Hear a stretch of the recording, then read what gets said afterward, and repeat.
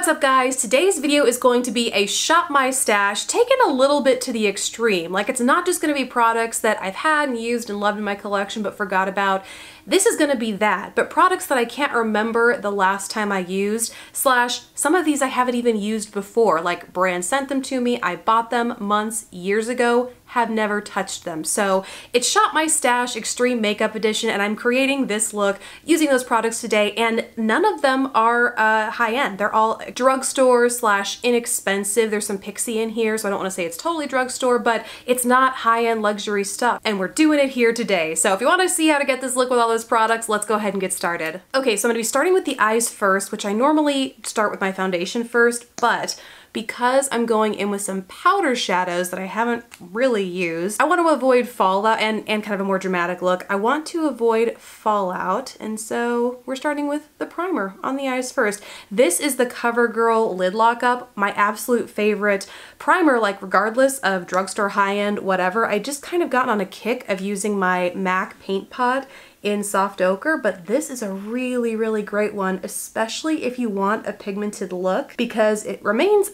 kind of tacky for a good amount of time to really grip on and intensify pigment. Okay, now the palette that I'm using is this one from Pixie. It is the Pixie It's Judy Time collaboration. Pixie sent this and another product that I'm going to be using in this video to me a while, like over a year ago at least, and I just didn't really gravitate towards it immediately because it seemed like just another neutral palette out there, like lots of classic shades, but it felt like a lot of other interesting things were coming out at the time, and so this got put in a drawer, and now is like the first time I'm bringing it out again. Maybe 2 shades in here have been swatched, but the rest of them are pristine, so I'm excited to use it today. So first, taking a Morphe M513, I'm going in with this shade over here, which I think is called Good Morning, if I'm reading the back of this right. And with that, I'm just gonna start sweeping that through the crease.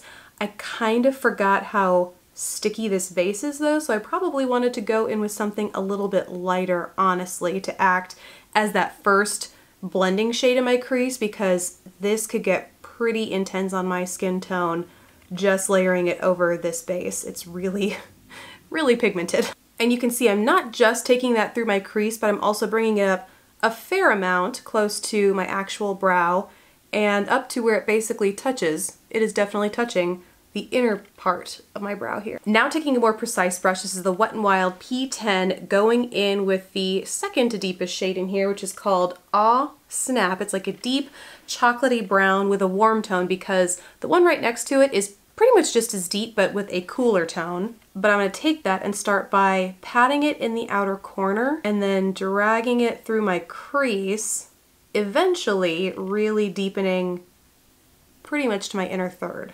I will say I am surprised with this. I expected to have a ton of fallout here, but either my primer is just sticky enough or the shadows are firmly pressed enough to where I'm getting a lot of great pigmentation, but like no fallout here. Then I'm going to go back in with that same Morphe 513 that I was using earlier, just to make sure that my initial crease shade and this deeper shade are blending in with each other. Okay, now going with a flat shader into the shade Bubbly, which is this gold shade here, with an Ofra number 11 brush. I'm going to start patting that in my inner corner right up to where that crease starts and take that to about the halfway point on my eyelid. And this is creating kind of a blurry, fuzzy cut crease. If you wanted something more precise, you could go in with something like a paint pot or a concealer and just block out that part of your lid just to make sure you get a cleaner cut there. But I'm pretty happy with this kind of faux cut crease aesthetic.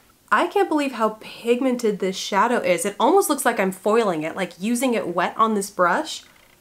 I am really surprised by that. Okay, now for in between the gold and that matte that I have in my outer corner, going in with this bronze shade called Getaway. Getaway? Yes, Getaway. Same brush, and I'm just going to use that to blend in between the gold and my corner shade. That created such a pretty blend between all those shades. Now I'm just going to go back into that deepest matte that I have in my outer corner and just stamp a little bit more on there to beef up the intensity back from what it was before I did some layering over there. Then to highlight, I'm going in with this lightest shade up here, which is called, have I been reading these backwards? That looks like it should be Snowflake, and that is It's Mommy's Life, but they're swapped on the back of here. So I'm gonna go with Snowflake. And that, I'm gonna start in my, ooh, very pigmented, my brow bone, and just blend it into what I had going on in my crease, using that same brush that I used for my crease. Okay, so before I finish my under eye area, I'm actually gonna start on my foundation, going in, pulling out my Wet n Wild Photo Focus Liquid Foundation. I remember really, really liking this. Probably stopped because I found something better for whatever season I was in. Maybe it's more full coverage because I don't recall this being like super full coverage, maybe buildable, but with more of a natural finish. I do remember I did not love this paddle applicator, but one of those things where falls by the wayside, you don't know when, but just have that feeling where you think you really liked it, you know? My shade in this, by the way, is Buff Bisque, and I think it should work okay. Yeah, that works surprisingly well considering I cannot remember the last time I used this. Okay, so I am remembering why I like this so much. Definitely has, you know, not the most full coverage, not as much as my Lancome Teint Idole that I've been absolutely loving for months and months, but full coverage, but still natural looking and very lightweight feeling. Has a little bit of a scent and not the one that I remember, but I don't really remember that scent, so I'm hoping it's that I don't remember it and not that it turned bad. You know what I mean? It's not a sign that it is expired or turned bad, because I really like the way this looks. So on to the concealer. I'm gonna go in and use the Maybelline Instant Age Rewind Eraser Multi-Use Concealer. I gotta be honest though, I don't love this. I bought this recently hoping to love it now that my skin has matured and changed, but I don't love it, and I have unfortunately chucked all of the other drugstore concealers that I really like the L'Oreal Infallible. It was a little bit too fragranced, and the e.l.f. Camo Concealer, that the container was just a mess. So once I found something that I liked, my Beauty Bakery 3-in-1, I went ahead and chucked those other ones just because I kind of had one that I wanted to stick to on a daily basis. The exception is this guy though, which I bought and regret buying, but here, you know, we have it again. And I do have a solution for part of why I don't love this, is that it's very thin. I feel like it doesn't really provide all that much coverage, but I do have another setting powder that I do like and will provide more coverage to go in over top of it. Ugh, I mean, maybe that brightens something if we're lucky. Probably not. Okay, so the powder that I'm going in with is my Physicians Formula The Healthy Powder. This I really like for setting because it adds that little bit of coverage, maybe not necessarily an all over sort of powder unless you want extra coverage and blasting powder power all over, but just in that under eye area. And this shade might be a teensy bit too deep. The one struggle is that with all things Physicians Formula, their shade range is a little lacking most of the time, and it's also just kind of hard to tell where you fit into it. And so I grabbed the shade MN3, not remembering what shade I'd worn because, again, it's been so long since I used it. And so this is turning into a full face set because it's a little bit deep to just use in my under eye area. A little bit deep and orange to just use in my under eye area, but now we have a face that will most certainly last all day. Okay, brows. This is another one where I'm not really reaching for something that I haven't used in a long time because I've been using my CoverGirl Ultra Fine Brow Pencil for as long as I can remember, and kind of like the concealer, I chucked everything I wasn't using just because I realized this is my forever pencil. But maybe I'm speaking too soon because I love this pencil. However, I saw Jessica Braun using in one of her recent videos the LA Girl. They have a really slim pencil like this too. So I was at Ulta the other day and I grabbed one. I mean, I might have grabbed a couple just to be sure. Oh my god. But I have really high hopes for it, clearly, because I bought them in multiples, because it looks like it functions just like this super slim brow pencil from CoverGirl, which is already affordable, but I think the LA Girl is even still half as much as this CoverGirl. So this was my last CoverGirl pencil, so I figured I had to buy a new one anyway, so might as well try that LA Girl, and I'll let you know how it works out. Okay, now let's go back to the eyes and finish them off. I cannot remember the last time I did a winged liquid liner. I've been doing like smoky wings because they're super fast and easy to do, but I just kind of gotten out of the habit of doing stuff with liquid liner because it takes longer. I don't really know. I have these liquid liners from ColourPop that I bought months back. hadn't used it, probably because I should have known better and I wasn't really messing around with liquid liner back then.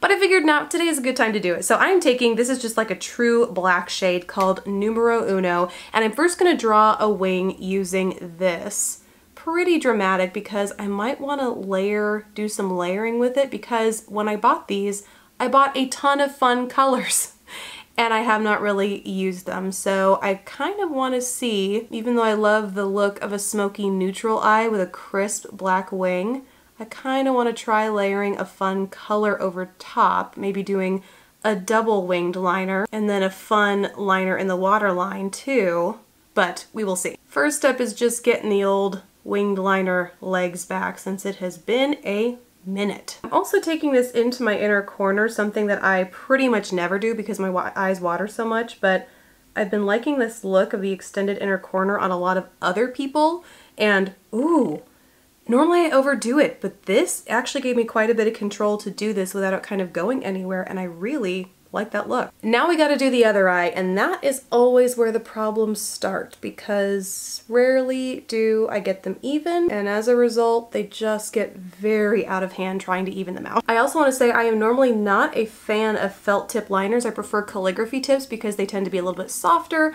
The liquid tends to flow a little bit more freely from them, but I am pretty impressed with this. Not only how it's just performing now, but also knowing that I have had this for an embarrassing amount of time, months at this point, and it's not only not dried out, but still flowing like this. I am pretty impressed. Okay, can she do it on the other eye without messing it up and without crying? No, that was too much to ask. Oh my god, oh my god. Okay, you know what, there it is. Not the best, but not the worst, and that's exactly where I like to aim here on this channel. Moving on. Okay, now for the other colors that I have to work with here. Both, again, same kind of pen from ColourPop, but one is a red shade called Try Me. Is that red? That is red. And then the other one is yellow in the shade Make Love. And both of them are very, very vibrant. However, I feel like I'm gonna be able to see the red on top of this more. I really hope this isn't gonna be one of those looks where when all is said and done, you look in the mirror and you're like, I should have stopped while I was ahead. Ooh, so I do not dislike that at all. Has kind of an evil feel to it, you know what I mean? I like it. What I am discovering though here is that this black dries, well, the liner in general, I guess, the formula so far dries pretty quickly, because I'm noticing as this red kind of pulls on that black that I've already laid down, it gets pretty dry and hardened, if that's the right word. Like it kind of emphasizes my the texture of my skin on my eyelids. Okay, so now with this red liner done, I don't know that I love the idea of going in with a bright color in my waterline so much as I do maybe extending when I do my lower lash line, extending it a little bit to meet that cat eye and then emphasizing it with a white liner. Once again, this is the ColourPop Cream Gel Liner in the shade Exit. Picked it up with all those, have not used it once. So first for the shadows, I'm going in with the crease shade that I very first used in this look. This is a Luxie Beauty 221 flat definer brush. I'm going to use that to run it along my lower lash line just to kind of subtly shade this, and then draw it here, make like a little space. I don't have a whole lot of real estate to work with down there, but that is where this white will come in because we can emphasize that area down there. Then once I have that shape softly defined, I'm going in with that deepest shade that I used in my outer corner to very gently start patting this deep brown right here to intensify it. And then last, again, taking that white liner, just lightly shading or highlighting, I guess. And just to help blend the edge of that white out to the rest of my skin, I'm taking, this is from Unnamed. This is an unnamed tiny angled shadow or liner brush. And I'm just using that to smudge that white ColourPop liner in that area, just so it doesn't look super harsh and there isn't an abrupt starting point to where it begins. Okay, so to finish off the eyes, I went in with a couple coats of mascara. Nothing really to talk about here though, because there's like nothing to reach back in my collection for, because I've been using my L'Oreal Voluminous Lash Paradise for maybe almost a year at this point, so went ahead and used that here, although it was a new tube and oh my gosh, how satisfying. It's such a wetter formula than I remember because I now come to find out had let my old tube go for just too long. These are such lush. I like fell in love with it all over again because of that fresh new mascara feel and formula. You know what I mean? Okay, let's go on to the face. Oh my gosh. So for contour, I am pulling, I love this when it first came out, the Physicians Formula Bronze Booster Matte Sculpting Palette. Loved it because you had a complete trio for bronzing, contouring, highlighting. This deeper warm shade for bronzing, a cool tone for highlighting, which at the time I think was kind of rare from the drugstore, and then this matte highlight shade, which I really, of the three, got the least amount of use of, but just love that you had the option and love that you had both of these in one palette. So on this angled brush from Real Techniques, this is the 004 brush from the new Brush Crush collection that I did a video on a couple weeks back. I'm taking the cooler mid-tone shade here and running that basically where I normally would run my bronzer slash contour. And to warm everything up, I'm reaching for this bigger fluffy brush from Wet n Wild. It's the P60, and I'm going in with that bronzer shade. And this I'm gonna apply with a little bit less precision, just really overall taking that around the perimeter of my face, down the neck, along the jaw, everywhere. And that is that. For blush, I cannot believe I haven't used this. Going back to another Pixi product, once again, they sent me months and months, maybe even a year ago at this point. This is the Pixi and Dulce Candy, one of the products they collaborated to create, and I can't believe I haven't reached for it because it is an entire palette of shimmery blushes. A month or two back, I did an entire video. Has it been longer? I think it's been longer than that. I can't remember. But if you want to go check it out, I have a whole video on my favorite shimmery blushes. And this is not in it because I hadn't tried it. So I figured this was the perfect opportunity. And I mean, beyond blushes, like a beautiful bronzer, eyeshadow shades, like depending on your skin tone, this could be such a multifunctional palette. I'm just kicking myself for not having tried it. So using my Sigma tapered face brush, going in with, I think this is Estrella. Again, I don't know if they're flipped on the back, but I think it's just the deepest pink shade in this palette. And I'm applying that super lightly to the apples of my cheeks. It's softer than I thought it would be. Like you could really use this as an over blush, like a shimmery over blush, but there's definitely some pink in there, and there's a really pretty glow. Like I am not going to use highlighter here. Yeah, what a difference. It's just like this soft pink glow. I am such a fool. All right, last are the lips, and I don't even know if they make this anymore. It is the CoverGirl Queen Collection Major Shade, and the shade that I'm choosing is Cakewalk. Is that gonna be a little too washed out for me? I don't know, let's see. I have a lot of things to layer over it though. Oh, that is like exactly my skin tone. I like this as opposed to going deeper. I feel like I've been doing a lot of nude lips lately, so when I was grabbing stuff for this look, I actually initially went for that, which would be gorgeous. This is the shade Sweetest Taboo, again in that same CoverGirl Queen collection. But just given how the eyes turned out and how deep this is drying down right now, I feel like this is the balance that I'm after in this look. So that is it, guys. I really hope you enjoyed this journey through my makeup collection, through things that have long since been forgotten / never even tried. Let me know what you think about this kind of video down in the comments below. What you want to see more of here on the channel, definitely let me know. Thank you guys so much for watching. Please don't forget to subscribe if you haven't already, and I will catch you in the next video. Bye, guys.